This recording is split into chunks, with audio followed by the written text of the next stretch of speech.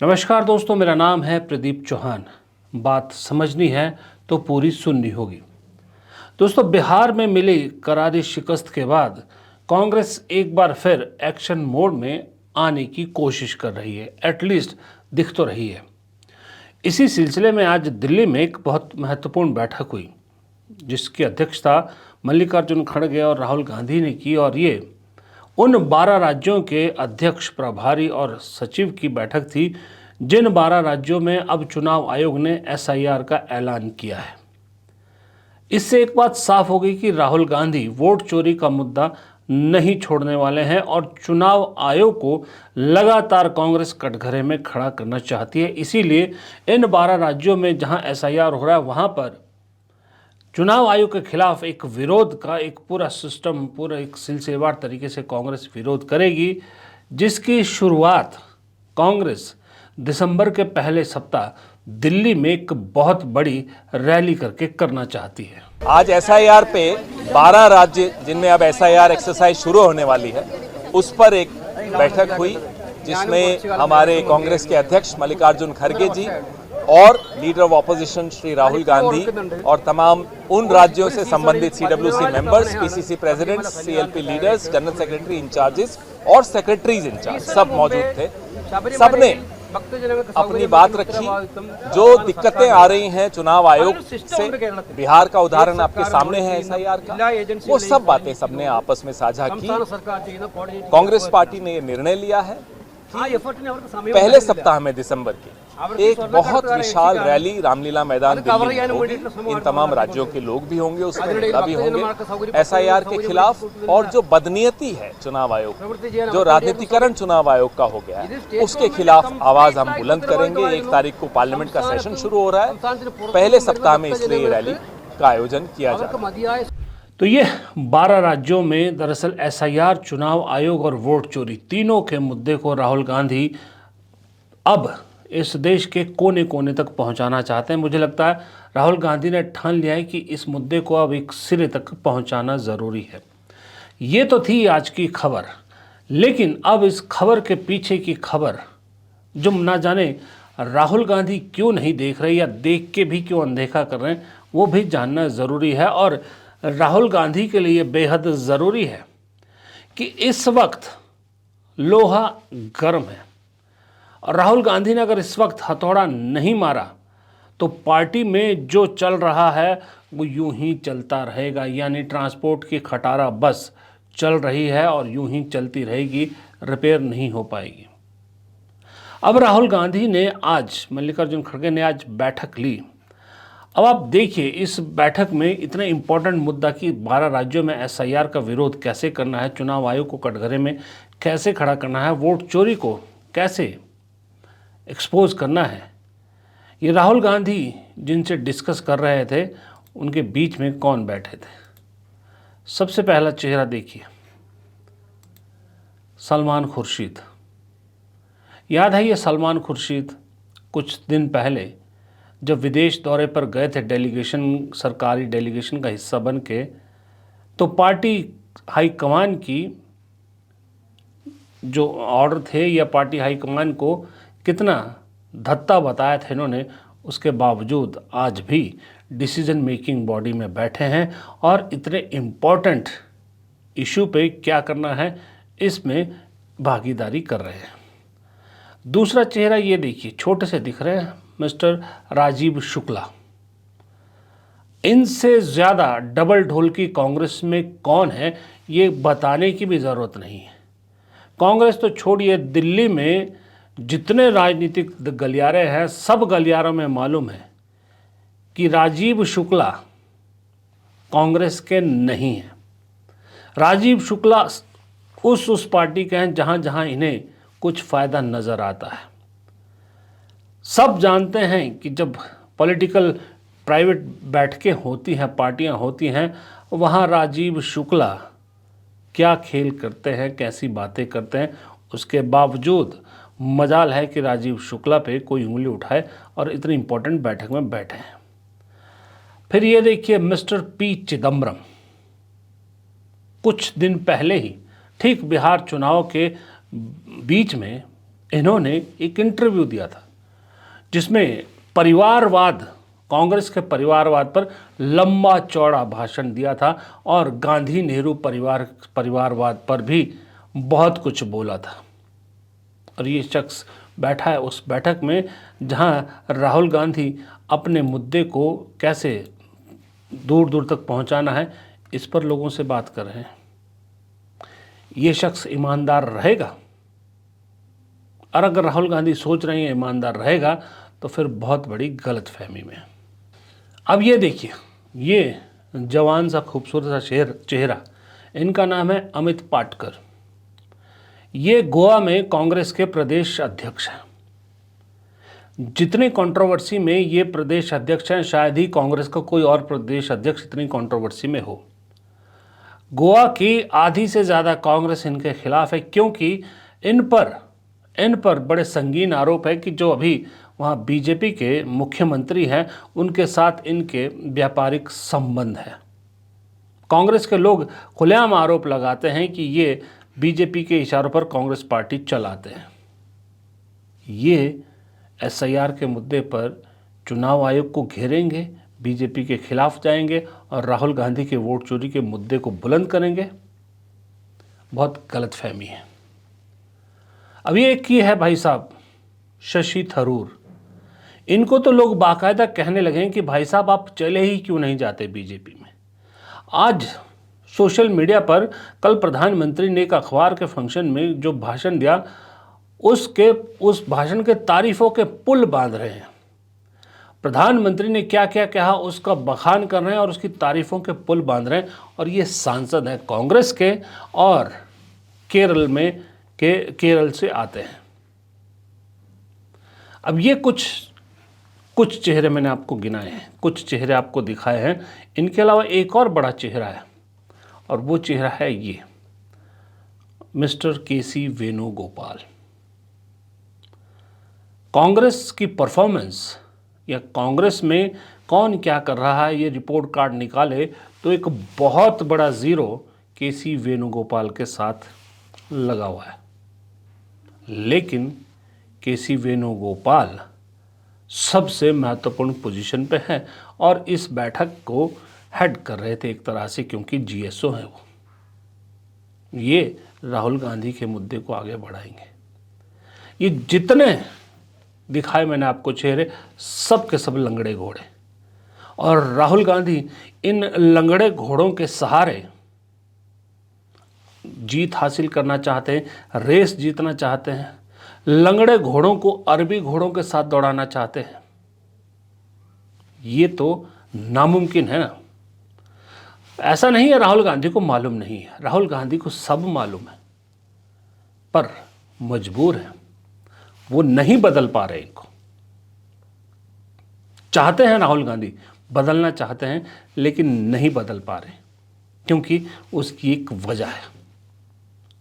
और वो वजह है पार्टी के अंदर राहुल गांधी ने ही ढील दी, और उस ढील का नतीजा ये है कि कांग्रेस पार्टी एक क्षेत्र की दबदबे की पार्टी बन के रह गई। यानी पार्टी के अंदर एक ही क्षेत्र का दबदबा हो गया है, और वो क्षेत्र है दक्षिण भारत।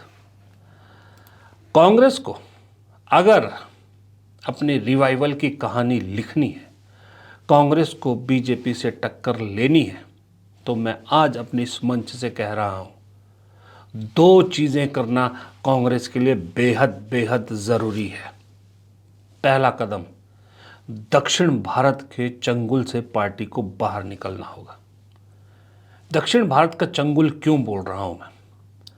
कांग्रेस की सबसे बड़ी बॉडी है CWC, कांग्रेस वर्किंग कमेटी, उदाहरण के तौर पे बता रहा हूं। और उस CWC में देखिए, ये सारे नाम आपके सामने हैं। ये सब नेता दक्षिण भारत से आते हैं। तकरीबन 20-21 नेता हैं जो CWC में ऐसे हैं जो दक्षिण भारत से आते हैं। कोई कर्नाटका, तेलंगाना, तमिलनाडु, आंध्र प्रदेश, केरला, इन जगहों से 20-21 नेता हैं ऐसे। और सब सिर्फ CWC के सदस्य नहीं हैं। इसके अलावा भी अगर आप नज़र दौड़ाइए कांग्रेस में जितनी इंपॉर्टेंट पोजीशंस हैं, जितने इंपॉर्टेंट प्रभारी हैं, वो सब के सब या ज़्यादातर आपको दक्षिण भारत के मिलेंगे। इनके अलावा जो DK शिव कुमार हैं या फिर जो कर्नाटक के मुख्यमंत्री है या और जो कई नेता हैं जो CWC में नहीं हैं लेकिन इम्पोर्टेंट कांग्रेस में कद है उनका, वो अलग से।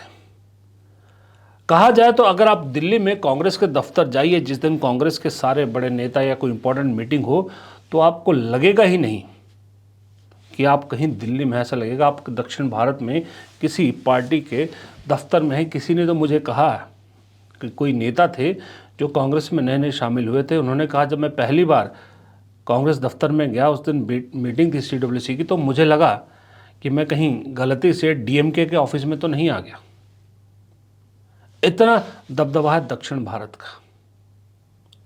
और मज़े की बात है, इम्पोर्टेंट पोजीशन, और सिर्फ इसलिए कि दक्षिण भारत कांग्रेस को जिताता है। बात तो सही है, कांग्रेस का साथ देता है, खास करके केरल।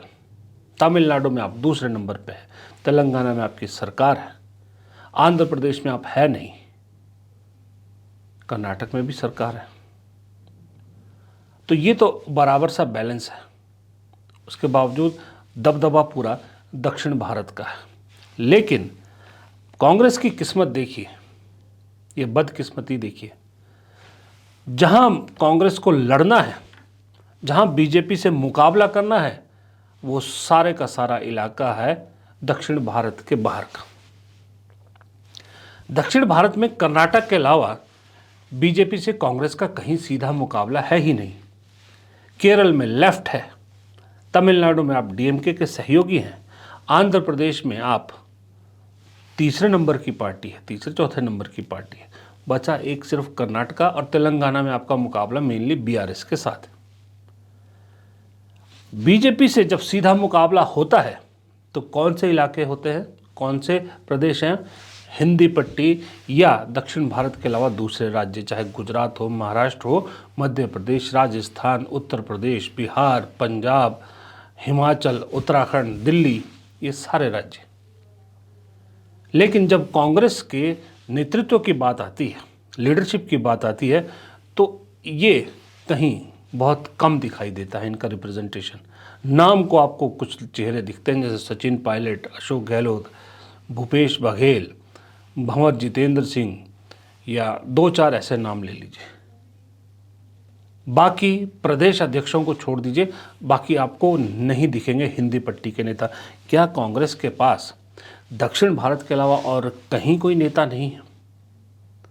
भरमार है कांग्रेस के पास दक्षिण भारत के अलावा नेताओं की।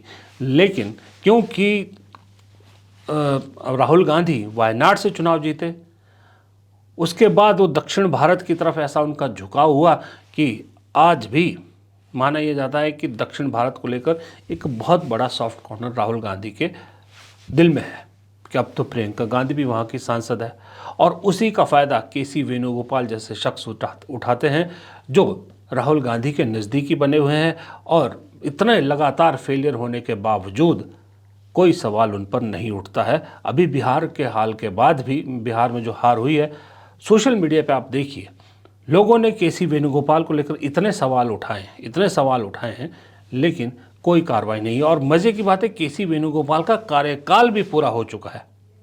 उसके बावजूद कांग्रेस में अगर कोई सबसे ताकतवर है, जी हाँ, सबसे ताकतवर चेहरा राहुल गांधी है, अध्यक्ष मल्लिकार्जुन खड़गे हैं, लेकिन सबसे ताकतवर अगर कोई इंसान है तो वो KC वेणुगोपाल है। कहा जाता है कांग्रेस में उनकी मर्जी के बगैर पत्ता भी नहीं हिलता, क्योंकि राहुल गांधी उन्हीं की राय पर चलते हैं। तो इसलिए दक्षिण भारत के जितने नेता हैं, उन्हें उत्तर भारत की राजनीति क्या है ऐसा लगता है कोई अंदाज़ा नहीं है।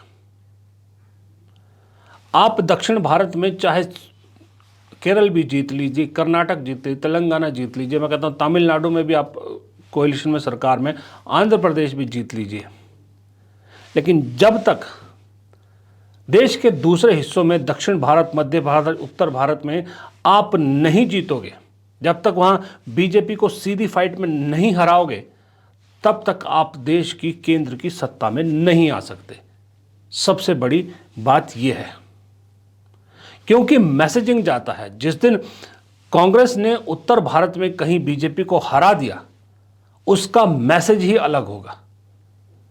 क्योंकि जब जब बीजेपी से कांग्रेस हारती है उत्तर भारत के, खास करके हिंदी पट्टी में, तब तब मैसेज पूरे देश में ऐसा जाता है कि कांग्रेस का तो कोई नाम लेवा नहीं बचा है। क्योंकि कांग्रेस दक्षिण भारत तक सिमट गई है। 2 साल बाद हिमाचल के चुनाव है, इकलौती सरकार है कांग्रेस की दक्षिण के अलावा। अगर वहां हार गए तो सच में कांग्रेस का पूरा जो कुनबा है वो सिर्फ दक्षिण तक रह जाएगा। इसलिए एकदम राइट टाइम है, बहुत राइट टाइम है कि कांग्रेस को दक्षिण के चुंगल से छुड़ाइए। मैं ये नहीं कहता दक्षिण को रिप्रेजेंटेशन मत दीजिए, दक्षिण इंपॉर्टेंट है, दक्षिण कांग्रेस के साथ रहता है, लेकिन भारत के बाकी हिस्सों को भी उनका शेयर दीजिए। आप बाकी हिस्सों को भी रिप्रेजेंटेशन दीजिए। इसी सिलसिले में दूसरा मेरा पॉइंट है, आपके जनरल सेक्रेटरी ऑर्गेनाइजेशन कहाँ से? दक्षिण भारत, केरल से।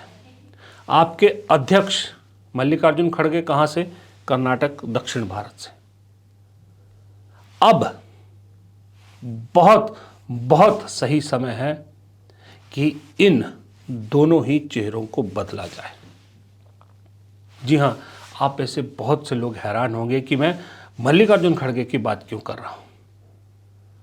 देखिए, केसी वेणुगोपाल को बदलने की क्यों जरूरत है ये मैं कई बार बता चुका हूं, आज भी बता चुका हूं। मल्लिकार्जुन खड़गे को बदलने की जरूरत इसलिए है क्योंकि वो बहुत सीनियर नेता हैं, इसमें कोई शक नहीं है, लेकिन एक उम्र है जो उनके आड़े आ रही है। राहुल गांधी को लड़ने के लिए मजबूत संगठन महासचिव और मजबूत अध्यक्ष चाहिए। अध्यक्ष ऐसा चाहिए जो लड़ाई को ग्राउंड पर तक ले जा सके। मल्लिकार्जुन खड़गे के आगे उम्र आती है। मोदी जी के पास एडवांटेज यह है कि जेपी नड्डा ऐसे अध्यक्ष हैं जो खुद दौरा करते हैं सब जगह। हालांकि वो रबड़ स्टैंप है, वो अलग बात है, लेकिन कांग्रेस को ऐसा चेहरा चाहिए जो एनर्जी पार्टी में लाए। अध्यक्ष ऐसा चाहिए जो उम्र में कम हो। मैं ये नहीं कहता कि बिल्कुल युवा बना दो, 50-55 साल का जो भी हो, मतलब युवा दिखे, एक मैसेज लाए, जोश लाए पार्टी में, ऐसा अध्यक्ष चाहिए। अगर आपको जनरल सेक्रेटरी ऑर्गेनाइजेशन दक्षिण भारत से बनाना है, बनाइए, कोई मनाही नहीं है। जैसे मैंने पहले कहा, दक्षिण भारत आपके साथ देता है। जनरल सेक्रेटरी अगर दक्षिण भारत से है, जीएसओ दक्षिण भारत से है, तो अध्यक्ष उत्तर भारत से होना चाहिए या हिंदी पट्टी से होना चाहिए। और मल्लिकार्जुन खड़गे को भी ये बात समझ में आनी चाहिए कि अब उम्र उनकी वो नहीं है कि जहां पर वो उस पद पर बैठे जिसका सुबह से शाम तक बीजेपी से लड़ना काम है। इसलिए मुझे लगता है खड़गे जी से विद ड्यू रिस्पेक्ट, बड़ा दलित चेहरा है, बहुत सम्मान करता हूं मैं उनकी राजनीति की, बहुत सीनियर नेता है, लेकिन विद ड्यू रिस्पेक्ट एक वक्त आता है जब आपको कुर्सी छोड़नी होती है। सोनिया गांधी ने भी छोड़ी है ना, आपके भी छोड़ने का वक्त आ चुका है।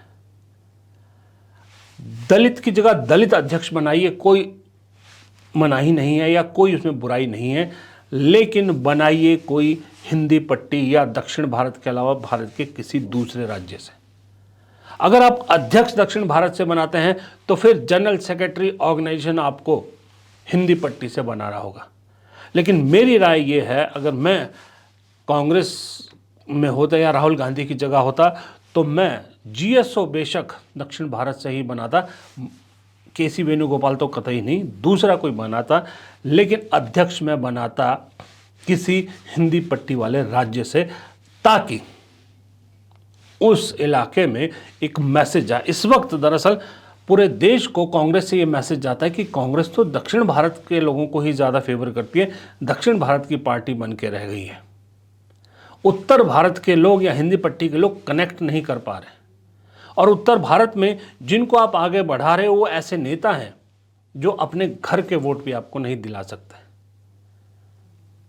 अजय माकन को आप इतनी जिम्मेदारियां दे रहे हैं, 5 चुनाव हो गए, वो चुनाव समिति के अध्यक्ष होते हैं, टिकट बंटवारे की कमेटी के अध्यक्ष होते हैं, हर जगह चुनाव हारते हैं। गलत टिकट बंटवारे का सबसे बड़ा आरोप लगता है, उसके बावजूद लगातार जिम्मेदारी मिल रही है। भंवर जितेंद्र सिंह, इंपॉर्टेंट असाइनमेंट उनको मिलती है, लेकिन वो कब आखिरी बार खुद का चुनाव जीते थे उनको खुद भी शायद याद नहीं होगा। रणदीप सुरजेवाला, नहीं जानते उन्होंने आखिरी चुनाव कब जीता था। इसी तरह से बहुत से ऐसे नाम हैं। इमरान प्रतापगढ़ी, शायर अच्छे हैं, भीड़ जुटाते हैं शायरी के जरिए, लेकिन वोट में कन्वर्ट नहीं कर पाते। कन्हैया कुमार, वक्ता अच्छे हैं, बिहार चुनाव ने साबित कर दिया वक्ता अच्छे हैं, नेता बड़े नहीं हैं। लेकिन अध्यक्ष के लिए चाहिए एक ऐसा नेता जो जमीन जानता हो, जमीन की खुशबू पहचानता हो, राजनीति की आबो हवा पहचानता हूं। अब मैं एक नाम इसमें दे सकता हूं, अभी जो मुझे इमीडिएटली याद आ रहा है वो है सचिन पायलट। मैं ये नहीं कह रहा कि सचिन पायलट को अध्यक्ष बनाइए, मैं कह रहा हूं सचिन पायलट जैसा कोई नेता खड़ा कीजिए। सचिन पायलट अगर अध्यक्ष बनने को तैयार हो जाते तो उससे अच्छा तो कोई चीज़ हो नहीं सकती। उनके पास सब कुछ है। राहुल गांधी के जो जेनजी को अप्रोच करने की कोशिश है वहाँ भी फिट बैठते हैं। वो अच्छे वक्ता हैं, ज़मीनी नेता हैं, मास लीडर है, सब कुछ है। लेकिन मुझे लगता है वो राजस्थान पे ज़्यादा कंसंट्रेट करना चाहते हैं, वो नहीं तो वैसा कोई और। जीएसओ आपको दक्षिण भारत से बनाना है तो डीके शिव कुमार को, जिनको आप मुख्यमंत्री बनाने का वादा कर चुके हैं लेकिन नहीं बना पा रहे सिद्धारमैया के होते हुए, वो अभी मैंने 2-3 दिन पहले उनका बयान सुना। उन्होंने कहा कि पार्टी मुझे जो जिम्मेदारी देगी मैं उसे निभाने के लिए तैयार हूं।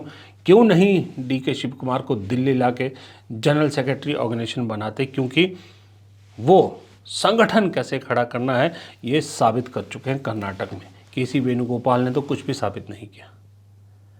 तो ये दो चेहरे कांग्रेस में बदलने बेहद ज़रूरी है। ऊपरी लेवल पर एक अध्यक्ष, एक जीएसओ, और नीचे ये जो स्लीपर सेल बैठे हैं, ये जो खाते कांग्रेस के हैं, गुण गाते हैं मोदी जी के, ये जो सिर्फ और सिर्फ चापलूसी के ज़रिए टिके हुए हैं, इन सब को किक आउट करने का वक्त आ गया है। और किक आउट भी ऐसा नहीं कि कहीं आसपास रहे कि भाई यहाँ से हटा के यहाँ लगा दिया, यहाँ से हटा, नहीं। Kick out means complete kick out. बेकाम का कर दो, इन्हें निकालिए मत, बेकाम कर दीजिए, अपने आप निकल के जाएंगे। और इनको मालूम है अब बीजेपी भी इनको लेने वाली नहीं है, कि बीजेपी जानती है वहाँ ओवर क्राउड हो चुका है। पहले कांग्रेसी दुनिया भर के भर चुके हैं, और अगर इंडिपेंडेंट जाते हैं तो हाल गुलाम नबी आज़ाद जैसा होगा, ये भी ये जानते हैं। इसलिए कपिल सिब्बल जैसा नेता जो कांग्रेस छोड़ के गया था, साफ झलकता है वो आतुर बैठे हैं कि कब कांग्रेस उन्हें बुलाए और वो कब कांग्रेस में वापस आए। कांग्रेस के पास कमी नहीं है, कांग्रेस के पास रिसोर्सेज भी कमी नहीं है, नेताओं की भी कमी नहीं है। कमी है सिर्फ इस चीज़ की कि कड़े फैसले लेने वाला कोई नहीं है, कड़े फैसले लेने की हिम्मत कोई नहीं कर पाता है। राहुल गांधी को करनी होगी। हाँ, ये बात है कि राहुल गांधी अध्यक्ष तो नहीं हटा सकते, इसलिए मैंने कहा मल्लिकार्जुन खड़गे को खुद ये सोचना पड़ेगा कि क्या मैं पार्टी के लिए वो कर पा रहा हूँ जिसकी ज़रूरत पार्टी को है। अगर नहीं कर पा रहे तो फिर रास्ता छोड़ देना चाहिए। वैसे भी मल्लिकार्जुन खड़गे कह चुके हैं कि अब मैं शायद एक्टिव राजनीति में नहीं रहूँगा। ए.के. एंटनी भी रिटायर हो चुके हैं, कमलनाथ को भी रिटायर कर दीजिए, दिग्विजय सिंह रिटायर कर दीजिए। कांग्रेस को भी एक रिटायरमेंट एज अपने यहाँ पर रखनी चाहिए, तभी कुछ सोल्यूशन निकलेगा। तभी ये एसआईआर का मुद्दा हो, वोट चोरी का मुद्दा हो, जो भी आपके मुद्दे हो, तभी तो लोगों तक पहुंचेंगे। नहीं तो सब सोशल मीडिया पे पोस्ट करके हवा ही रह जाती, चीज़ें ज़मीन तक पहुंचती ही नहीं। और जब सपना टूटता है तो बिहार जैसा हाल होता है। फिलहाल इस वीडियो में इतना ही। अगर आपको वीडियो पसंद आया, अगर मेरी बात पसंद आई हो, तो वीडियो को लाइक करना मत भूलिएगा, क्योंकि आपके लाइक करने से बहुत मदद मिलती है। वीडियो को लाइक ज़रूर कीजिए। कमेंट बॉक्स में आपकी राय उससे भी ज़्यादा इम्पोर्टेंट है। और अगर आपने अब तक चैनल को सब्सक्राइब नहीं किया है तो मेहरबानी करके चैनल को सब्सक्राइब ज़रूर कीजिए। नमस्कार।